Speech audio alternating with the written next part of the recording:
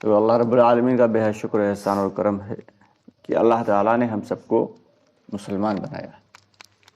سب سے پہلے شکر ہمیں اللہ کا یہی ادا کرنا ہے کہ اللہ نے ہمیں ایمان والا بنایا ہے۔ اب یہ الگ بات ہے کہ ہمارے دل میں اتنا ایمان نہیں ہے جتنا کہ اللہ کو مقصود ہے، جتنا کہ اللہ کو مطلوب ہے۔ اسی ایمان کو بنانے کی یہ محنت ہے۔ بظاہر تو یہ لگ رہا ہے کہ 3 دن یہ ذمہ دار ساتھی آئے زبردستی میں 3 دن کے لیے ہمارا کاروبار چھڑا رہے ہیں، ہمارا گھر بار چھڑا رہے ہیں۔ ایسا ہے نہیں۔ در حقیقت اگر دیکھا یہ جائے کہ ہمارے ماں باپ سے بھی زیادہ اگر کوئی ہمارا ہمدرد ہے، حالانکہ ماں باپ سے زیادہ دنیا میں کوئی ہمدرد ہوتا نہیں، لیکن اگر ہے تو یہ دعوت کے پرانے ساتھی ہیں جو خوشامدیں کر کے، کیونکہ ماں باپ جو ہے وہ زیادہ تر ان کی فکر کیا ہوتی ہے کہ ان کی فکر یہ ہوتی ہے کہ میرا بچہ جو ہے دنیا میں کیسے کامیاب ہو جائے، کیسے عزت والا بن جائے۔ لیکن یہ جو جماعت والے ساتھی ہوتے ہیں نا، گھر گھر جا کے کنڈی کھٹکا، کہاں بھائی کہاں ہے فلانے بھائی کہاں ہے، ہاں 1 دن 2 دن 4 دن روزانہ بیچارے جاتے رہتے خوش، اور بغیر کسی لالچ کے۔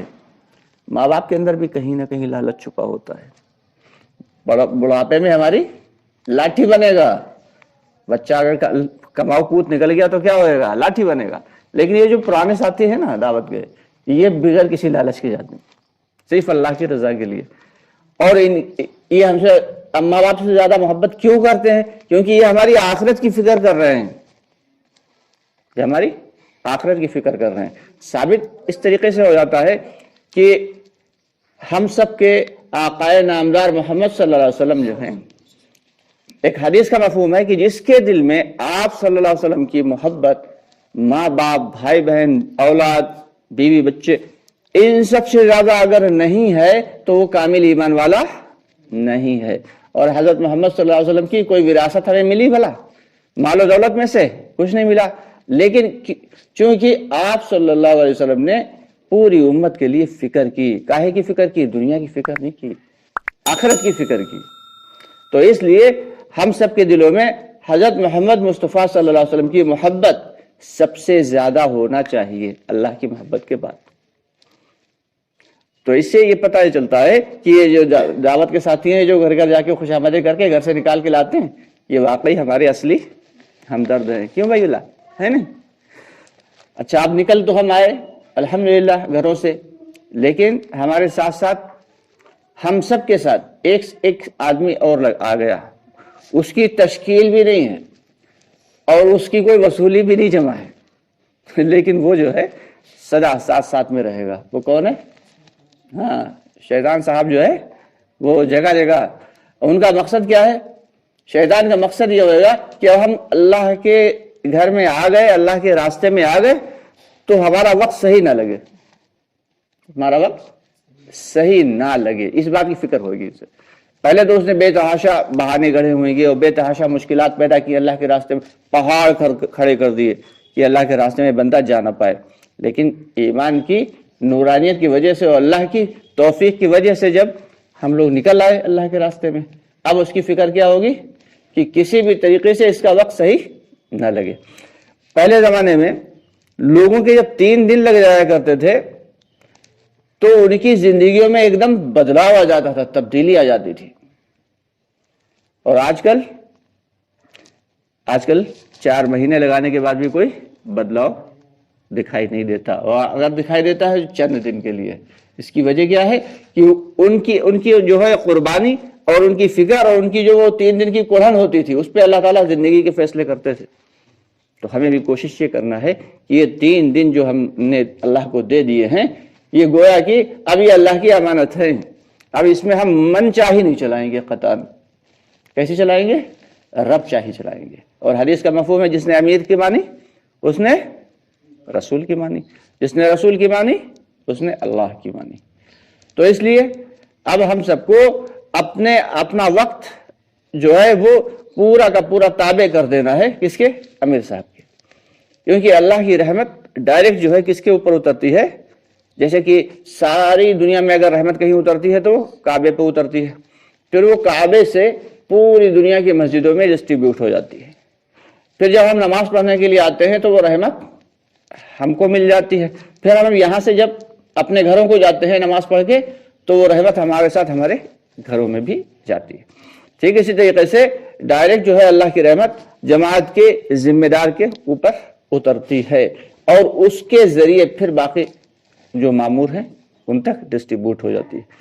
تو ہمیں امیر کی مان کے چلنا ہے، کسی نے کچھ سیکھا ہو یا نہ سیکھا ہو، چاہے نفلی نمازیں اور نفلی روزے اور نفلی عبادات بالکل بھی نہ کی ہوں، لیکن اگر امیر کی مان کے چلا ہے تو یقینی طور پہ اس کے 3 دن کامیاب ہو گئے۔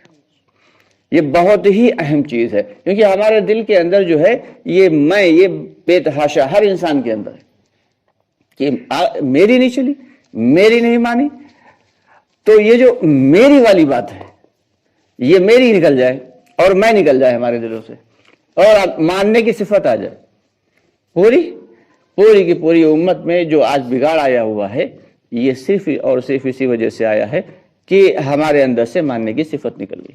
صحابہ کرام رضی اللہ تعالیٰ عنہم اجمعین میں ماننے کی صفت اتنی زیادہ تھی کہ آپ صلی اللہ علیہ وسلم مسجد میں بیٹھے ہوئے درس دے رہے ہیں اور جو ہے مسجد بھری ہوئی ہے، کسی شخص سے آپ نے کہا، مسجد میں کوئی شخص کھڑا ہوا تھا، کہا بیٹھ جاؤ، مسجد کے باہر کسی راستے پہ چلتے ہوئے شخص کے کانوں میں آواز پڑ گئی کہ بیٹھ جاؤ، تو وہ وہی بیٹھ گیا، کیونکہ آواز کو پہچانتے تھے، وہ وہی بیٹھ گئے۔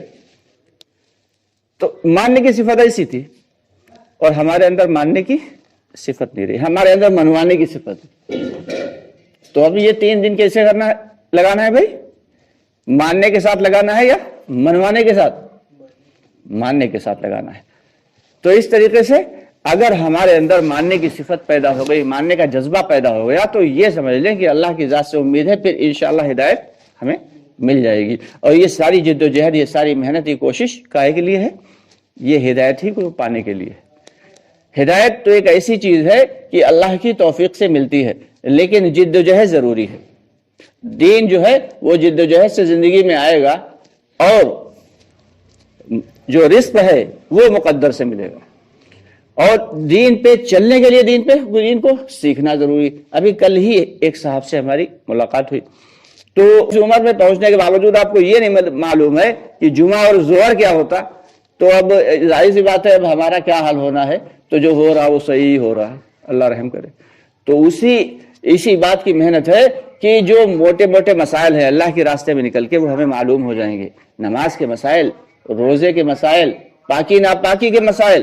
اچھے سے اچھا ایک جو ہے بوڑھا آدمی جو اللہ کے راستے میں نہیں گیا، آپ اس سے پوچھیں گے اگر، تو مشکل ہے کہ وہ فرائض بتا پائے، حالانکہ وہ عمل کر رہا ہوگا، لیکن اگر غسل کے فرائض آپ اس سے پوچھیں تو بڑا مشکل ہے وہ بتا پائے، حالانکہ وہ عمل کرتا ہوگا۔ مشکل ہے کہ وہ ظہر کے فرائض بتائے۔ تو اس دعوت کی محنت سے، عمومی محنت سے یہ چاہا جا رہا ہے کہ ہم ساری لوگوں کی زندگیوں میں جو تبدیلی آئے تو وہ تبدیلی کیسے آئے گی؟ کہ دین پہ چلنے سے آئے گی۔ اور دین پہ چلنا کیسے ہوگا؟ کہ دین کے لیے وقت کو فارغ کرنا پڑے گا۔ سب سے پہلے کیا ہے؟ امیر کی تابعداری کرنا ہے،